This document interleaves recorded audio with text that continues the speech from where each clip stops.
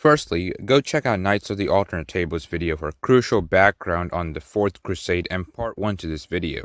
Knights of the Alternate Table is a fellow alternate historian on YouTube, so make sure to check him out. You'll need it to understand the scenario we're looking at today. Link in the description, or you can click the pop-up in the corner. Okay, once you're all caught up, let's begin. The Fourth Crusade was called by Pope Innocent III to conquer Jerusalem by conquering Egypt, but they instead sacked the Christian city of Constantinople. Makes perfect sense, right? Moving on. So the major ramification of the brutal 1204 sacking is it is considered to have solidified the East-West schism. The Crusade dealt an irreversible blow to the Byzantine Empire, contributing to its decline, paving the way for Muslim conquests in the Anatolia and the Balkans in the coming centuries. The empire was already on a long downward trajectory before 1204, but this year guaranteed that it could most likely never recover.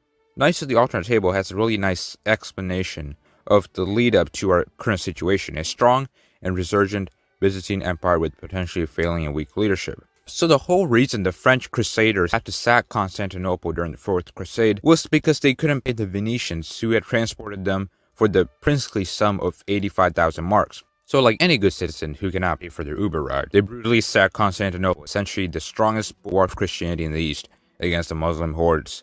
Innocent III, who had called this entire mess of a crusade, had explicitly told the Crusaders not to attack Christians, but the Crusaders were after money, so they cared little when the Pope excommunicated them after the sack. Without these financial issues, they could continue to Jerusalem and continue with the crusade.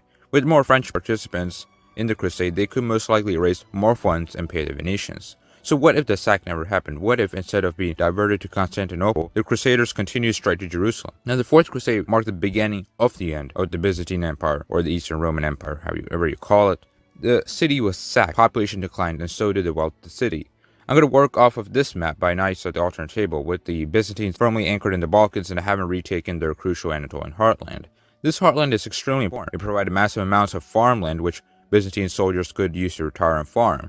Thus, it ensured that the Byzantines had a good professional army. So, if the crusade would not have been diverted, the Byzantine Empire would still be weakened with their conflicts with the Turks, but might have been able to hold on to their possessions in Anatolia, especially if Trebizond were not partitioned. With Trebizond still part of the empire, the Turks would have seldom Black Sea ports, allowing for the Byzantine navies to protect elsewhere. Then the Mongols would arrive in Anatolia, further weakening the Turks and allowing for the Byzantines to regain some more of Inner Anatolia, but not the ones occupied from Mongolia until the decline of the Mongols. If not, they would still be able to secure more lands of Anatolia, if not all. The Black Death would still weaken the Byzantines, as it had actually happened, so this might put off any further reconquest attempts for the time being. Then it's pretty much a guessing game. There might have been conflicts with Bulgaria, as there usually were. Bosnia and Serbia might have been friendly with the Byzantines as they shared the same church.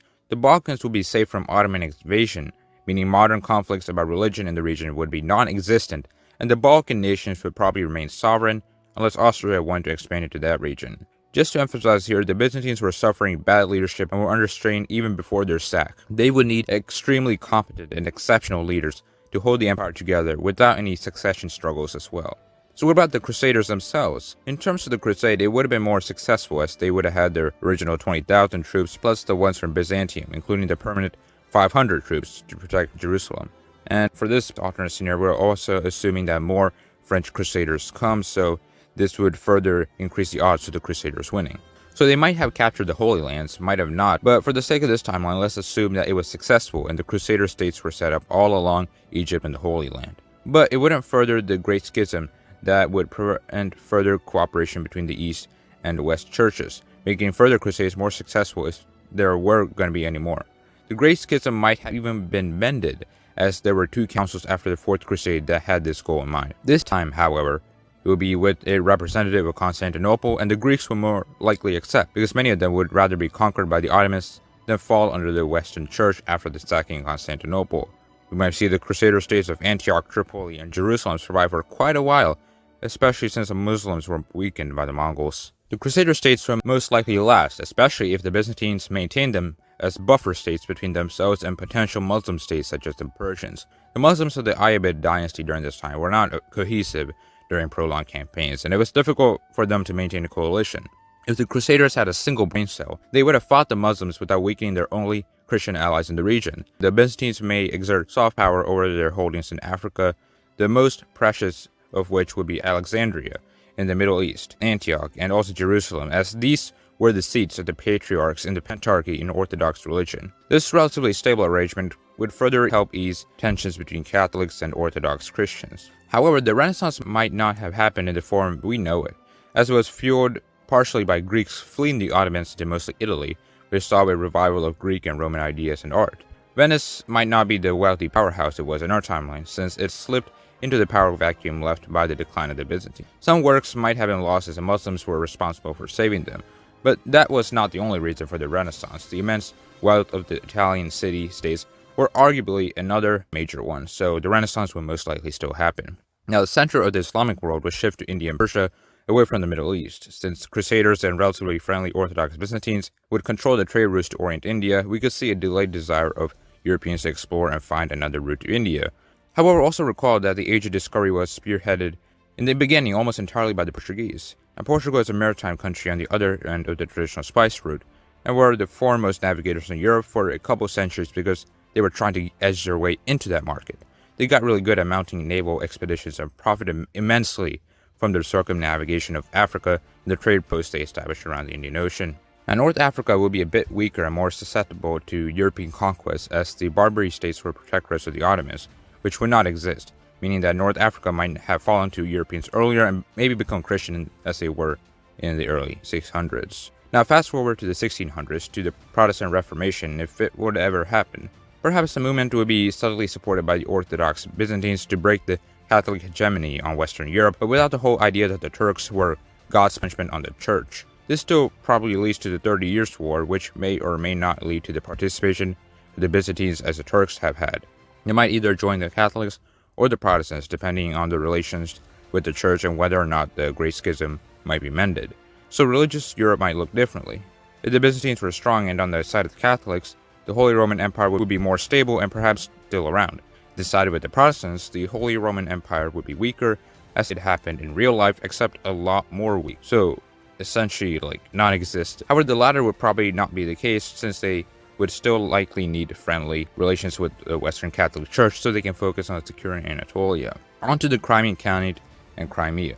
The Byzantines may or may not have recaptured Kaffa and Theodora, but more likely that the lack of the Ottomans protecting the Crimean Khanate would lead to them being captured by Russia faster, about 100 years earlier maybe. With a strong Orthodox neighbor, the Byzantines would have an ally and become a bit more rich, as they would be able to tax Russian and European shipping through the Bosphorus and Dardanelles.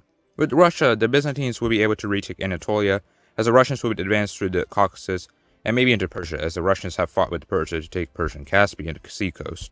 Essentially, Russia would be bigger, and the Byzantines and Russia would maybe be able to secure the Middle East, but that's too skeptical. This is all based on if the Byzantines and Russia would be friendly. In the past, they weren't really, though Russia was inspired by Byzantine culture. Most likely, we would just see a stronger Byzantine empire encompassing what is now today Greece, Albania, Turkey, and Cyprus. In conclusion, the Byzantines would survive and be stronger. Turks would be weaker. Crusade states of Jerusalem, maybe Antioch and Tripoli may exist. The Great Schism may or may not be mended. Muslim lands weaker. Successful future crusades. No Muslims in the Balkans. Effects on the Holy Roman Empire, West and Middle East. Too hard to predict. I really don't think the world wars would happen in any form that resembles ours, since it would be literally 7 centuries into this timeline. It would be extremely hard to predict. The Byzantines could just be a strong Turkey, since it couldn't really become a colonial power due to its position. However, if we were to seize the Holy Land in northern Egypt, it could have a stranglehold on trade into the Black Sea and also the Suez Canal if it is built, thus having access to a vast quantity of the world's trade. I hope you enjoyed. If you're still wondering how I arrived at this map, go check out Knights of the Alternate Table. He also makes great alternate history videos, so be sure to spend some time browsing his content. Thanks for watching, and make sure to subscribe for more great content. This is Scholar of the World, signing out.